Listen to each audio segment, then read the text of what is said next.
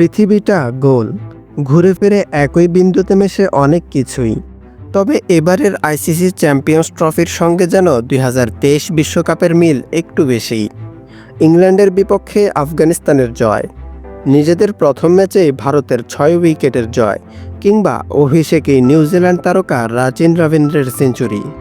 বহু কিছুই যেন ২০২৩ বিশ্বকাপের স্মৃতি ফিরিয়ে দিচ্ছে ক্রিকেট ভক্তদের। আর সবশেষ স্মৃতিটা ফেরাতে সাহায্য করেছে দক্ষিণ আফ্রিকা। ইংল্যান্ডের বিপক্ষে ম্যাচে জয় দিয়ে তারা নিশ্চিত করেছে চ্যাম্পিয়ন্স ট্রফির এবারের সেমিফাইনাল। কে কার মুখোমুখি হবে সেটা যদিও জানা যাবে আজকের ভারত ও নিউজিল্যান্ডের ম্যাচের পর।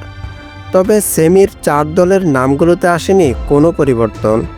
২ বছর আগে হওয়া ওয়ানডে বিশ্বকাপের সেমিফাইনালে উঠেছিল ভারত, নিউজিল্যান্ড, অস্ট্রেলিয়া ও দক্ষিণ আফ্রিকা। সেবারে সেমিতে ভারত নিউজিল্যান্ডকে হারিয়ে ফাইনালে ওঠে, অস্ট্রেলিয়া ফাইনালে ওঠে দক্ষিণ আফ্রিকাকে হারিয়ে।